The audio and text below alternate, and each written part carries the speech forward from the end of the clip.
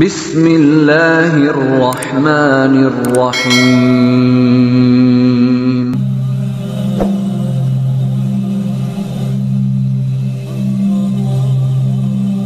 Bismillahirrahmanirrahim.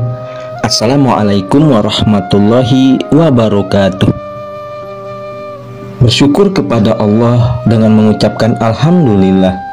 Bersolawat kepada Rasulullah Sallallahu Alaihi Wasallam dengan mengucapkan Allahumma sholli ala Sayyidina Muhammad wa ala ali Sayyidina Muhammad.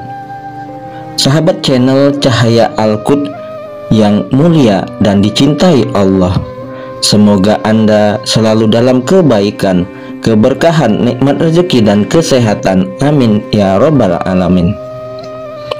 Saudara-saudariku, para pemirsa channel Cahaya Al-Qud yang mulia, pada perjumpaan kita kali ini, kita akan membahas mengenai perintah Allah Subhanahu wa Ta'ala, sholat tahajudlah, hidupmu pasti berubah. Perintah Allah Subhanahu wa Ta'ala, sholat tahajudlah, hidupmu pasti berubah. Saudara-saudariku yang mulia, orang yang rajin melaksanakan ibadah malam, wajahnya bersinar cerah. Tidak sedikit pelaku sholat tahajud merasakan kehebatan ibadah yang sangat dianjurkan Rasulullah Sallallahu Alaihi Wasallam ini. Hal ini karena di dalamnya ada sebuah rahasia tersembunyi yang bisa membuat kita mudah dalam meraih kesuksesan hidup.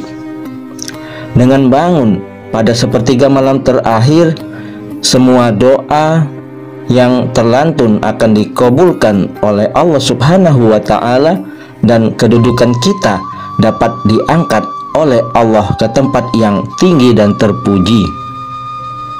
Saudara-saudariku yang mulia, seorang muslim pasti menginginkan kedudukan yang mulia dan terpuji. Karena itu, salah satu cara untuk menggapainya adalah dengan istiqomah melakukan sholat tahajud.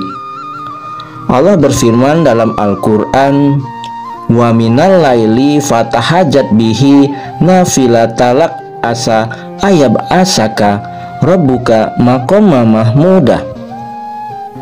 Dan pada sebagian malam laksanakanlah sholat tahajud sebagai suatu ibadah, sebagai tambahan bagimu. Mudah-mudahan Tuhanmu Allah mengangkatmu ke tempat yang terpuji. Al-Quran Surat Al-Isra ayat ke-79. Saudara-saudariku yang mulia, berdasarkan sumber ayat suci Al-Quran dan hadis Nabi Sallallahu Alaihi Wasallam, sholat tahajud telah terbukti memiliki banyak manfaat dalam kehidupan kita. Salah satunya adalah dapat mempercepat tercapainya cita-cita, dapat memudahkan rezeki, dan dapat meningkatkan produktivitas kerja yang berbasis spiritualitas. Demikian kehebatan-kehebatan sholat tahajud tersebut. Apalagi Rasulullah Sallallahu Alaihi Wasallam sendiri tidak pernah absen dalam melakukan sholat tahajud meski dalam keadaan sakit. Nabi Sallallahu Alaihi Wasallam bersabda, laksanakanlah sholat tahajud, karena itu adalah tradisi orang-orang saleh sebelum kalian, sarana mendekatkan diri kepada Allah, pencegah dari perbuatan dosa, penghapus kesalahan, dan pencegah segala macam penyakit. Hadis riwayat Tirmizi. Salah satu kisah khalifah yang mempraktikkan sholat tahajud ini adalah Umar bin Abdul Aziz, pemimpin yang dikenal adil. Ini setiap malam selalu bangun tidur dikala semua orang terlelap, lalu dia cari masjid yang ditinggalkan orang. Di situ dia melaksanakan sholat tahajud sebanyak yang dia mampu. Selain kisah Umar bin Abdul Aziz, ada juga pula kisah seorang sufi, Imam Al-Junaid. Dia juga selalu mengisi malam-malamnya dengan sholat tahajud. Suatu ketika, sufi abad ke-7 Masehi, Hasan Basri, ditanya oleh seseorang, mengapa Orang yang rajin melaksanakan ibadah malam atau qiyamul lail, wajahnya bersinar cerah.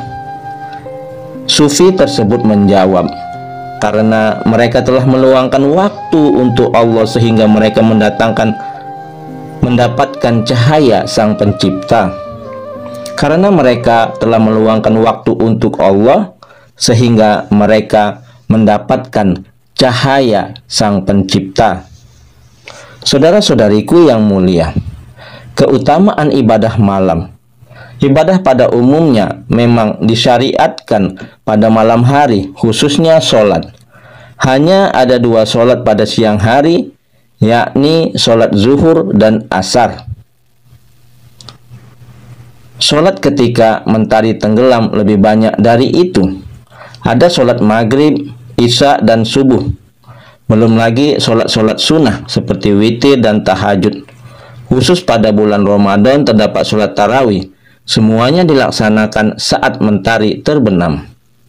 Di dalam Al-Quran Allah berfirman, dirikanlah sholat setelah matahari terbenam hingga gelap malam, dan dirikanlah sholat subuh. Sesungguhnya sholat subuh itu disaksikan malaikat. Quran Surat Al-Isra ayat ke-78. Dalam ayat yang lebih spesifik lagi, Allah menegaskan dirikanlah sholat tahajud pada sebagian malam sebagai ibadah tambahan. Pada ayat terakhir terdapat kata asa ayat asaka.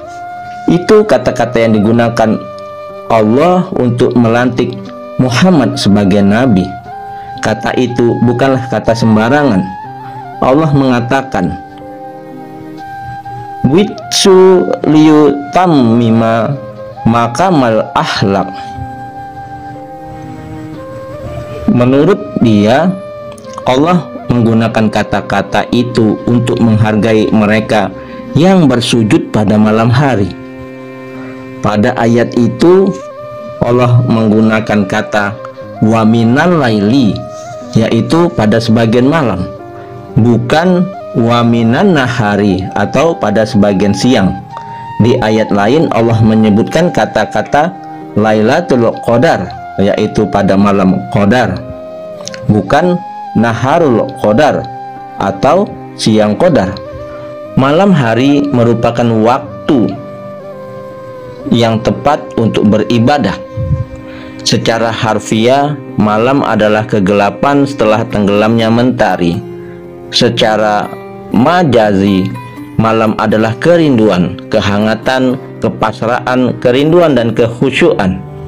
Dalam arti lain, malam adalah tawakal, dingin dan sejuk.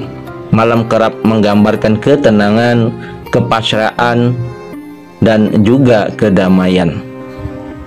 Laksanakanlah sholat tahajud karena itu adalah tradisi orang-orang saleh sebelum kalian, sarana mendekatkan diri kepada Allah. Hadis riwayat Tirmizi. Pada malam hari, kecerdasan spiritual lebih dominan ketimbang rasional. Rasa lebih dominan pada malam hari. Sebaliknya, pada siang hari akan menguasai alam pikiran. Ketegasan menjadi dominan ketimbang kelembutan. Jika membuat surat pada malam hari, pasti terlalu panjang untuk dibaca pada siang hari, bahkan bisa dirobek. Sebaliknya, jika membuat surat pada siang hari untuk dibaca pada malam hari akan terlalu pendek. Pada siang hari, rasio menjadi penguasa. Manusia akan memerankan dirinya sebagai khalifah, wakil Tuhan di muka bumi. Pada malam hari, manusia akan bermanja, akan menjadi hamba yang memohon belas kasih, dan menjadi hamba yang mengadu kepada Allah. Allah lebih dekat kepada hambanya pada malam hari. Ibadah pada malam hari juga lebih khusyuk, sehingga sering tak terasa air mata pun tumpah pada malam hari ketimbang siang.